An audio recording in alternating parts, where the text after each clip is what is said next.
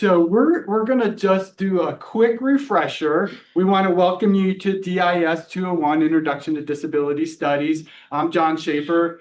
This is my co-teacher, Justice Armfield. Justice, would you like to introduce yourself?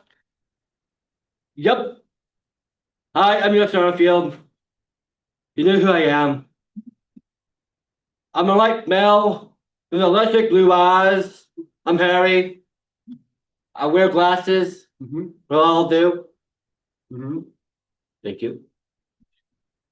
All right, and your co-teach this class with me. I'm my teacher, not a co. Okay, so you are Kinda. a teacher in this class, and we do this together. And so we start off each class with a quote. And Justice is one of his roles is to read the quote. Justice, can you read the quote for us? Of course. The severity of one's disability does not determine other level of potential. The greatest barriers that persons with disabilities have to overcome are not steps or curbs. It's expectations. Karen Clay. Okay, is there any word in this quote that you would like a little help with the explanation? Potential.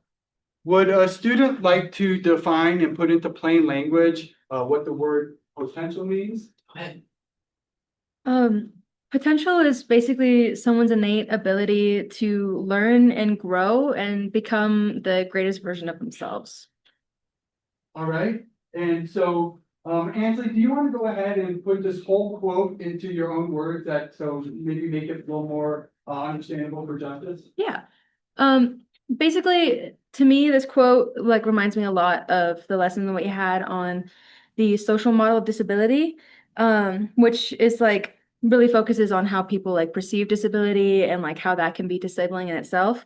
And this quote does a really good job at recognizing how it recognizes how curbs and steps can be disabling, but the most disabling part of things like that are people's attitudes towards people with disability and the limits that are put on opportunities because of those expectations. All right, great, Ansley. And so really about expectations, and if we have no expectations or very limited expectations for people with disabilities, oftentimes that's all they have is this limited expectations. They don't get to grow and go beyond what somebody might think is of their ability. And so today's agenda, we are going to define what a developmental disability is. We are going to talk about the dignity of risk.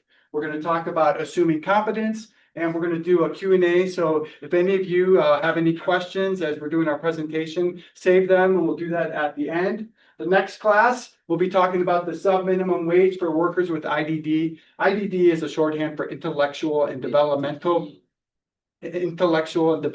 disabilities. It's often combined together. And yes, it is legal for employers, some employers, to pay people with disabilities less than the minimum wage. We'll talk about that in class next week. And don't forget, everybody, the disability and media assignment is due on the 13th. All right, let's go ahead and define what a developmental disability is. Justice, can you do this for us? Yes. Oh, I went ahead. Before we get to that, we always do question. Why are you touching me? I'm sorry. I was Don't touch me. Okay, I apologize. Justice, this is your next role. Can we go to the next slide? Please. Stories or announcements. Okay. Louise Covert is having their food distribution tomorrow from 11 to 3. This is where students can get staple grocery ingredients such as rice and cereal, as well as produce from Family Food Center and hygiene products. This just is for any students that want or need these items. This is essentially our school's food pantry. Does anybody else have any stories or announcements about student clubs they're involved in? Okay. I'm with Pine Pals, and tomorrow we're actually having an event with Quality Connections. which is an off-campus site for people with intellectual disabilities. We'll be meeting at 1 and going till 3. Our first activity is having a little tour around campus and showing them what life's like.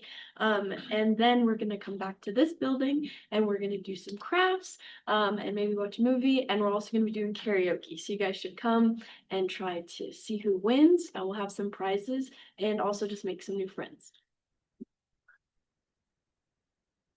So we do these stories and announcements at the start of each class. We're really excited that so many of our students participate in student clubs to get that great experience. But we also allow students to talk about their personal lives, different things that are going on, or maybe where they saw a disability representation in a film or something. And it's a chance for us all to build a community here.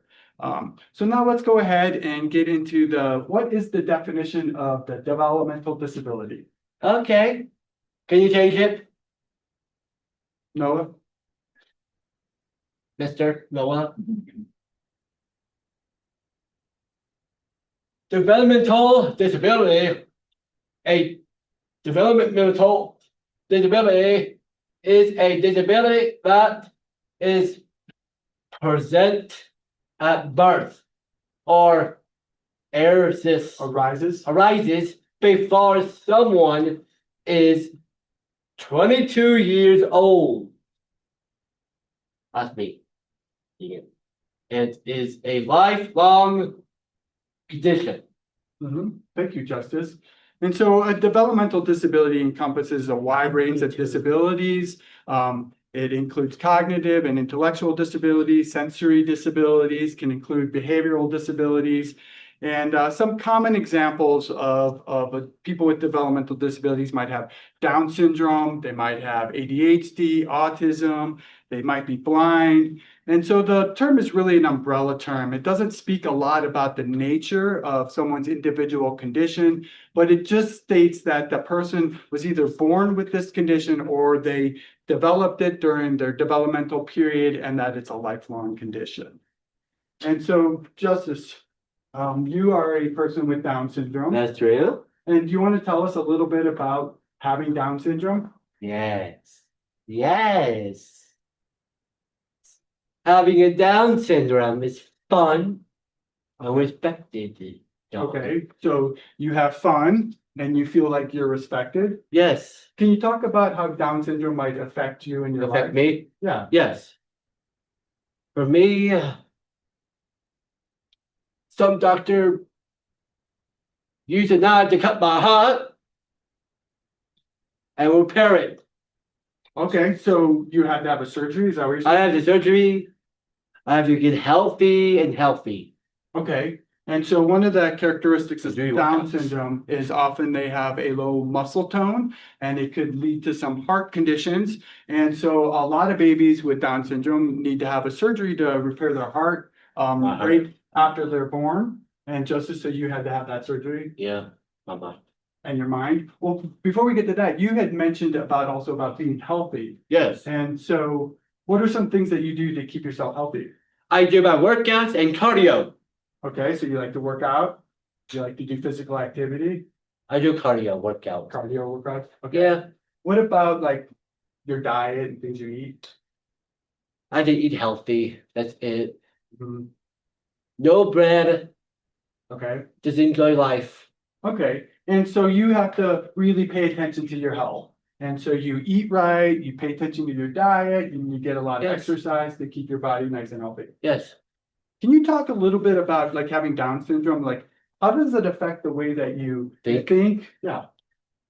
I think slowly because I have to write things down, and hard words is hard for me. Okay, so sometimes And short words, long ones. so it doesn't matter. Sometimes a short word can even be difficult for you. Yeah. And so as we saw when in class, when there's a word that Justice may not understand, then what we do is we try to I put just it asked in these guys. plain language. Yeah, you ask the students to help you out with that. And so you said that you think a little slower, you need some help with some words and Yes. things like I that. have to write things down. Okay, so you do a lot of writing down, keeping track of your Yes. agenda. I use Keep to help me. Okay, so you use it, is that an app? The better groceries shopping. Okay, Really. okay. So when you're going like grocery shopping, you keep a list, make sure you don't forget anything? Yes. Okay. I put my workouts in there. Okay, so you keep track of your workouts as well. Yes. Can you talk a little bit about like, so you text, right? I do text And how do some people. some people, yeah. I'm one of those people. I know it's one of you. And how do you text? I use my speech and text. Okay, so you use speech to text, and that's a way to help you be able to text, To understand. to understand. Mhm. And so what is it like living with Down syndrome? Living with Down syndrome is so fun to enjoy life. Go out there and find a way who you are. Okay, and so that's what you feel like you do. You go out there and you find the way that you are. Yes, Well, like you guys. yeah, like the students do. And we're going to talk a little bit more about how you were able to, how people had helped you find your way throughout your life. Yep. And so one thing I want to point out about disability studies and within disability studies, we don't think of disability, the word as a bad word, and we don't think about having the disability as being defective or having a limitation. We believe that all people have value and need to be treated with dignity and respect. And we also feel that all people need to have self-determination in their life, have control, have choices, be able to do some things that they want to do, and have that ability to try those activities that they want to try. Sometimes we find that parents, and it's not just limited to parents, it can be guardians, it could be staff, direct care staff, and agencies that serve people with disabilities, that they're overly protective of people with disabilities and people with IDD in particular. And I think it comes from a genuine concern for the safeties of individuals, but that can cause some long-term issues and really limit some of their growth. In the field, we talk about a thing called dignity of risk. Would someone like to explain to our audience what we mean by dignity of risk? Go ahead. So dignity of risk means allowing a person with an IDD to make mistakes. Making mistakes and learning from them is a very universal human experience. So it's really important that we allow every person to have that experience because it really allows us to mature and grow as people. And this doesn't mean that we're putting a person with IDD in physical harm's way with like having them cross a really busy street or having them hike down a very rocky, dangerous trail, but allowing them to really take charge in potentially uncomfortable or unfamiliar situations so that they can feel more equipped to handle any emotions or any specific interactions that come with that territory. Okay, thank you, Emma. Thanks, Emma. And so, Justice, do you feel like your parents ever allowed you to do something that might have been a little dangerous? Yes. Because I have to ride the bus. Okay, so riding the bus. And are you talking about the school bus or City bus. the city bus? So you ride the city bus by yourself? Yes. All right. My dad's behind the city bus, Okay. following me. He followed you. And so Justice's parents, they just have him go down to the bus stop, get on the bus and ride the city bus Route by two. himself, Route 2. But they showed him how to do it. They worked with him. They sat with him. They Yes. taught him the skill of riding the bus. And then eventually, when he felt comfortable enough, he was allowed to ride the bus himself. Can you talk about what that felt like? Do you remember that first time you rode the bus by yourself? Yes. I just love it. Yeah. Yeah. How did it make you feel? Great, independent, and more or less successful.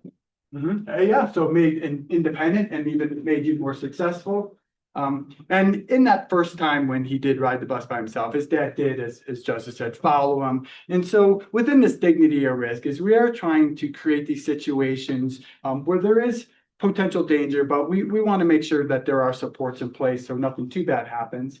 And actually, just a couple weeks ago, Justice's family was out of town and he was home alone. And can you tell us about like you had to come to work, right? You had the teacher. Look like a movie, thanks. Yeah. The movie is called Home Alone because I do live alone. Oh, so you were left alone for an extended few days by yourself, right? Yes. And then, so you had to come to work though, and how did you do that? I have to I have to take Route 2 to downtown, take Route 10 to get here, I have to walk and listen to my music. And I go to our office. I'm more on top, he's in the bottom. On our name tags on our office. Yeah, I'm more popular. And so Justice, the fact that your parents had taught you how to use the bus independently. Yeah, Allowed you to still come to work, yeah, even when they weren't around. yeah. And so we see how letting people experience this stuff and gain some independence can lead to many opportunities later in life. Another important concept that we talk about within the field of disability studies when it relates to people with IDD is assuming or presuming competence. Would someone like to explain what assuming or presuming competence means?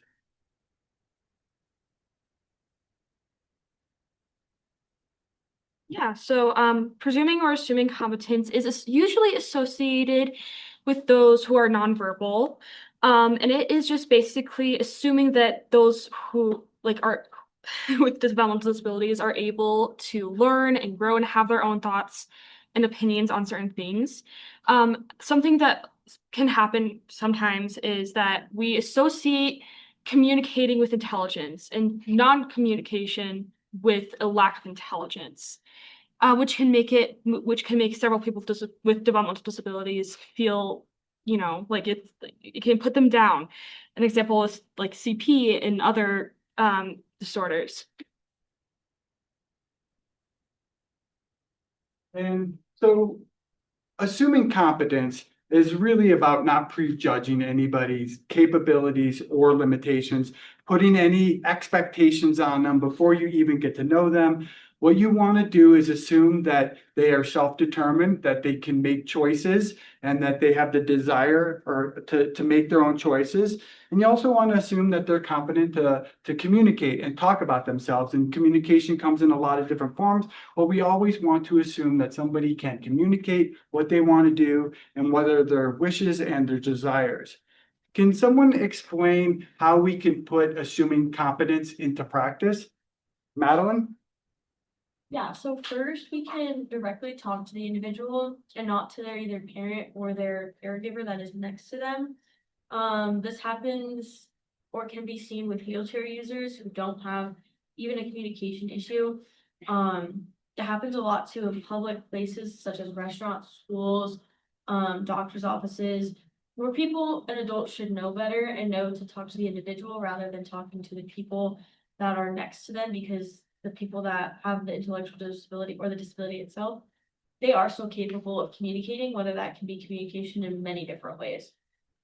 Second, we could use age-appropriate language for them, and vocabulary, as a 35-year-old woman with Down syndrome should not be talked to as if they are a 5-year-old child. And we shouldn't assume that just because they have this intellectual disability that they cannot communicate on that like 35-year-old level rather than the 5-year-old level.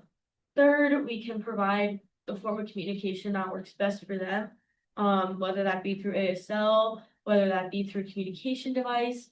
There's many different communication devices, such as picture ones, where they can tap on the picture and it'll say the word out loud. So that's a form of communication. There's higher, more advanced ones as well that do more. And then lastly, we can respect and go off of the individual's like their preferences as well. Like if they don't want something, we can't force them to do something. We have to respect them as they are an individual themselves.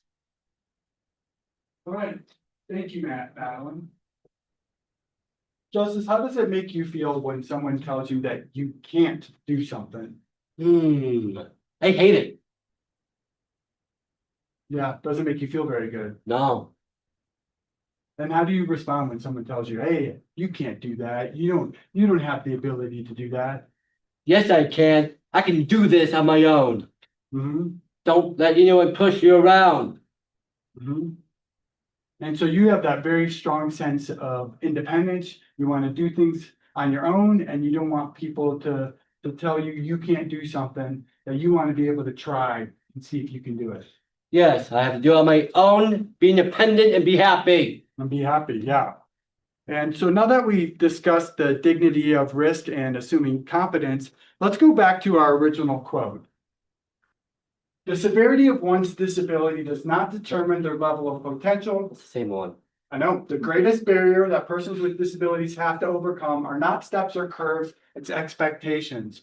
And so now we can see how if we have low expectations for people with disabilities, if we don't allow them to grow by being in situations that might be a little risky or situations that they might fail at, then we're not giving them that chance to grow. And if we're always assuming that they're not competent, we're always assuming that they're going to need help and someone's going to need to do this, we're never going to give them that opportunity to show their competence and to build their skills and be able to accomplish so much more in their life.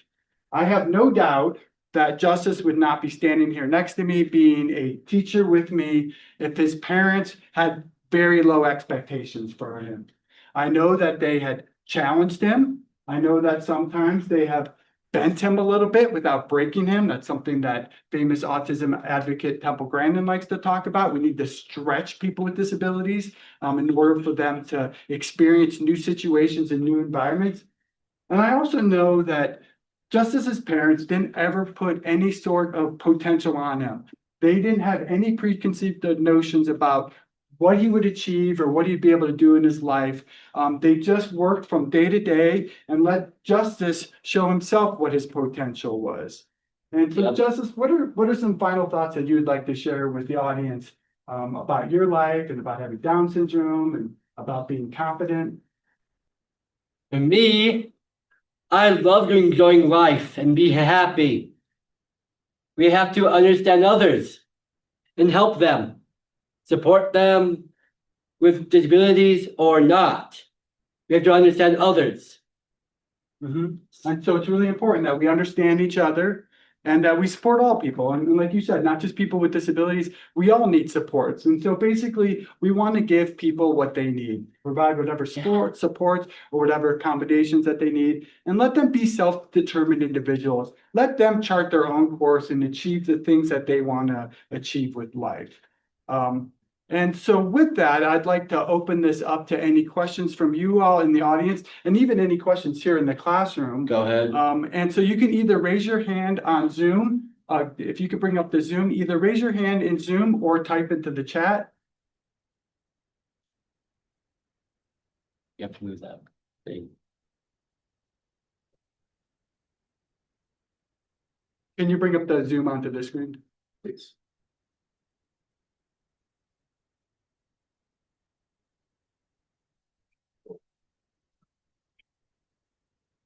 Okay. It's great. We're not seeing any questions right now or hands up.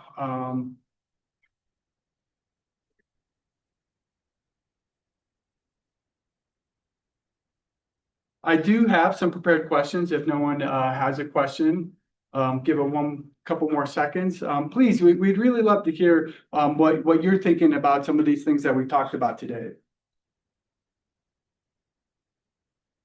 So now I'm going to appeal to you all directly, and I hope that you'll either join in and chat or come off of mute and say something. But what are some ways that Coconino County is doing to help support people that have intellectual and developmental disabilities to reach their potential?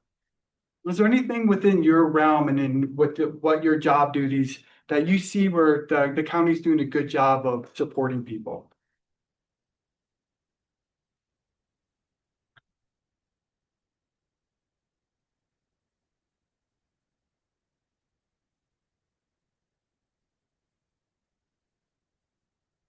I do not want to assume that everyone's silence means that the county is doing absolutely nothing, because I know that our county does a lot for people with disabilities. And I'm just going to assume maybe people are a little shy or maybe they're not in a work situation.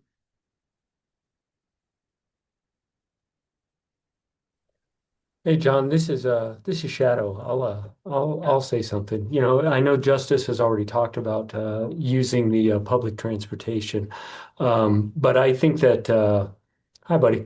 I think that you know, that is one infrastructure that is really well done here in Flagstaff.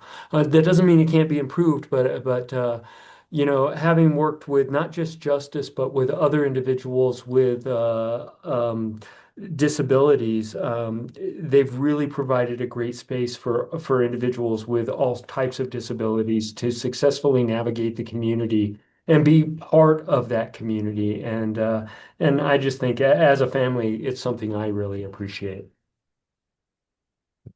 Thanks, Dad. Sure. There has been a long history of people with disabilities advocating for public transportation that serves their needs. This goes back to the disability rights movement of the 60s and the 70s and the 80s. And public transportation and just transportation in general has always been identified as an extremely important thing for people with disabilities. And I think we all understand why. One thing we talked about with Justice here is that public transportation allowed him to come to work. If you have access to be able to get to work, it's going to open up the job opportunities that you can do. But we also know we use public transportation just to be independent with our shopping, or even just to do recreational activities like to go to the playground, or, you know, to go to the movies or whatever. And so transportation is incredibly important for people with disabilities. And I do agree that the Mountain Line does a pretty good job. It's pretty easy to use. It's open to a lot of people, and it really allows people to move around our city and be able to explore all those opportunities. So thank you, Justice. We have an online question. Rebecca would like to know, are medical doctors getting this kind of training to help parents know how to support their developmentally disabled children? And as a qualifier, especially the stretching parts. So it's well known that a lot of people with disabilities and family members have problems interfacing with the healthcare system, and sometimes interfacing with specific doctors who might just see them through their diagnosis or their condition and not understand more about the individual. And so it has been a point of emphasis among the disability community to help educate medical professionals and health professionals on how to appropriately talk to and address people with disabilities, and how to appropriately prescribe whatever sort of treatments or interventions or medical interventions that they might need, taking into account the whole person and what that person wants. And so we do see this. It is a huge issue. Doctors are very busy, so we're not just blaming every individual doctor. It's very busy. They can't spend a lot of time with each patient. But we do. We try to encourage medical and health professionals. Don't see the person with disability only for their disability or to their condition, or to only see them at their limitation. You know, really respect them for who they are. You're there to help them. You're there to serve them. You're here to help whatever condition they're seeing you for, but don't ever just think of them as that treatment. So it's really important. We do outreach to medical professionals. We hold different kinds of workshops, different kinds of different symposium events, trying to make sure that the healthcare profession is a little more understanding of the disability community and the needs of people with disabilities. So that was a great question. Is there any other questions? Yeah. Then online with stand by.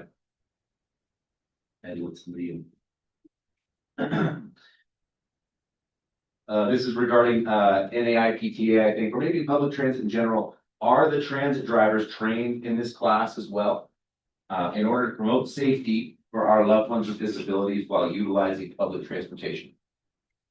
So I personally can't speak to the training procedures of Mountain Line or any of the public transportation from the city level. I am going to assume that they do have training. Their buses are accessible. It's part of the ADA that they have to provide this. So it's a federal mandate that all buses need to be accommodate a variety of disabilities. But what I can speak to specifically is that our own transportation buses here on campus, we have our own little set of buses that interfaces with the city buses. But I had a student who was actually one of the bus drivers, and he had told me that part of their training is how to appropriately interact with people with disabilities. Part of that was the training was learning how to use the wheelchair lift, learning how to lower it and get a person that uses a wheelchair into the bus. But it also talked about how you talk and interact with that person. You don't just touch their chair without clarifying it. You don't push them. You make sure that they're really in control of what's happening, and you're following their instructions as you are putting them on the bus. I don't know how much more they talk about maybe people with IDD who might have intellectual or cognitive disability, about helping navigating them if they find themselves in a situation where they're lost. And if anybody in the county can speak to that, go ahead and come off mute and let us know. But I would hope that there is sensitivity training beyond just wheelchair users.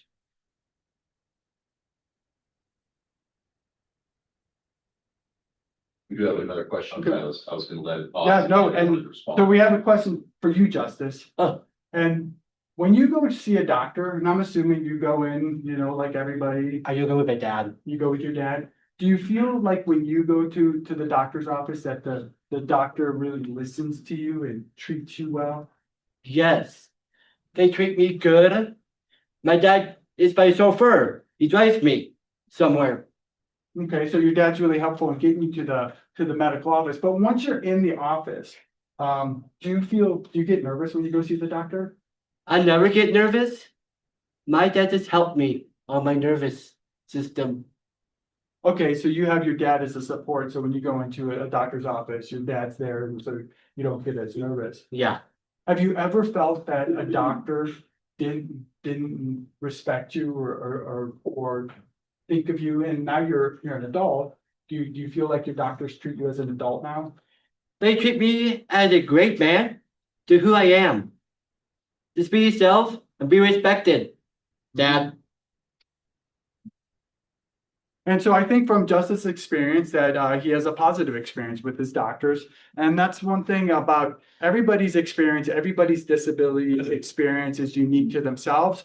And so some people, have interface and they have doctors that really understand them. And so some of the issues I talked about may not be universally experienced by all people with disabilities. Good level. Kaylin, I hope that I'm pronouncing your name correctly. You mentioned the ADHD being a disability, and how could my loved one find out for sure they have ADHD? That's a pretty tricky question. And one thing I want to say is I want to pull back a little bit is that ADHD can be considered a disability, but some people, and a lot of people actually with ADHD, do not consider themselves disabled. And so that's sort of a distinction between what would we put under the umbrella term of a disability, and then also what we would identify as these individual conditions. Some people with ADHD do identify within the disability community, and actually a lot of people will qualify, especially students and younger students, will qualify for special education services or a 504 plan because they have ADHD, which identifies them as having a disability, which then allows them to have these services and these accommodations. The diagnosis procedure for getting diagnosed with ADHD or autism or really any of those neurodivergent kind of conditions can be extremely cumbersome and invasive. I have many students that have gone through that process or are going through that process, and it can be extremely difficult. It can be very costly. I think roughly right now to get a autism diagnosis, especially if you are an adult, it can cost up to $5,000 to $6,000. But it's a long process that looks at individual skills of the individual, depending on their age, interviews with family members, and then there's all these diagnostic tools that they use to be able to identify ADHD, not just questionnaires, but ways that the brain operates, different testings on that in order to come up with a diagnosis. It is very tricky, and this is a conversation that we have in this class and in our seminar class on what are the advantages or disadvantages of getting an official diagnosis. And that's for each individual and their family to decide. If you do get an official diagnosis of, say, ADHD or autism, it does open up these services for you. I mentioned special education services, Section 504 plans, accommodations in the classroom, extra time in classes, maybe specific individualized instructions. So there are a lot of things that can come with having this official diagnosis. As you get older in adulthood, there can be some negative consequences as well. There is discrimination still against people with autism and ADHD. Some countries even won't allow people to emigrate into their country if they have autism. And so it's a little bit trickier for adults on whether or not to go ahead and get that diagnosis. My standard suggestion when students and family members talk to me is, hey, it's up to you. It's your decision on that. I explained a little bit about what I explained now. And then I also, for a child, I think getting an official diagnosis is probably a pretty good thing if they're exhibiting that they need this, like they're falling behind in their classes, or maybe their social interactions aren't really what they want to have. I'm always like, get the diagnosis, but you don't ever have to share it. You just kind of keep it in your back pocket. And then, maybe 5 years later, you might find that maybe we're really happy we have this diagnosis because we're looking for some sort of accommodations. Cynthia is asking, what are some tips for helping bridge cultural barriers for people with developmental disabilities? So are we talking about the cultural barriers between like the disability community and the not disability community? Or are we talking about the cultural barriers of how different cultures view and think about disability? Noah, do you have a sense in the question? I read it straight. My assumption, reading it, is asking about various different cultures in regards to ethnicity or geography as compared to interpersonal, from our culture, Scotland American. That is a very great question, and it's obviously an extremely tricky question to answer. We talk about in this class a lot, and Ansley mentioned in her opening remark about the social model of disability, and that attitudes and cultures are really what creates disability, not someone's individual condition. And we understand that different cultures have different views of disability. Some cultures might view disability as arising from some sort of punishment or some sort of sin. Other people might have different opinions about how we want to include people with disabilities based on their culture. Even within our culture, we have a culture of special education. Some people don't even want to fit into that culture. So it's very, very tricky. And it becomes particularly tricky when we, maybe with our Western core values, might have this view about acceptance and appreciation and inclusion for people with disabilities. And another culture might have maybe not that same sort of core values. It becomes very, very tricky because we look at this individual within that culture that might be facing some prejudicial attitudes, discrimination based on their disability, based on their culture. But we don't ever want to tell anybody, that their culture is wrong or inappropriate. And so that's actually a conversation we have in our seminar class. We sit for 2 hours to really consider how to be culturally sensitive while still trying to promote these ideals that we have within the field of disability studies of really giving people with disabilities opportunities and not discriminating against them. I'm not sure if I answered that question for you because it gets very tricky in so many different regards. But basically, we always want to support anybody with a disability, regardless of their culture. If they're looking for supports, we want to give them the supports. If they're just looking for understanding and acceptance, we want to give them understanding and acceptance. Rebecca would like to know, if a business is hiring disabled people, can their HR department get a training? Or is there a liaison who can help supervisors and coworkers work with a disabled person? Employment and disability don't always go together. In fact, one of the main goals of the Americans with Disability Act was to raise the employment of people with disabilities. And 30 plus years later, we have seen that the unemployment rate really has not changed a lot. there are a lot of issues that are around hiring people with disabilities. I'm going to say the number one is probably discrimination, outright discrimination. It is illegal under the ADA to discriminate against any.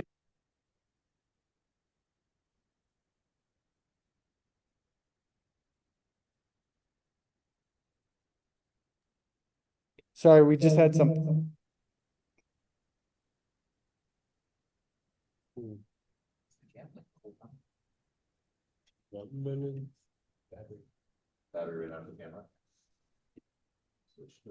So I just would, can you turn the room monitor sound off?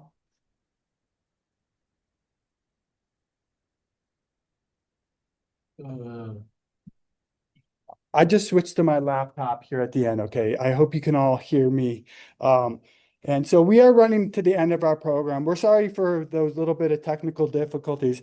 We tried really hard not to have them, but you know, it happens. But I want to thank all of you for tuning in. I hope you learned a little something and that maybe the next time you have an employee come in that has a disability, that your first thought will be, how can we support this person? Not anything about limiting low expectations or putting any limitations on them. Just go in with the attitude is this could be a great worker and that we're going to find a way to make them a successful worker here. And I hope you just do that in your life and your recreational activities, include them on your soccer team, include them on your softball team. I hope that, you know, we just keep this focus and make sure that we're giving all people the opportunities to be who they want to be. And so with that, we want to thank you so much, and the class thanks you, and I want to thank the class for doing all this. And I hope that we will be able to do this next year and share Developmental Disability Awareness Month with you all again. Thank you so much. A quick reminder,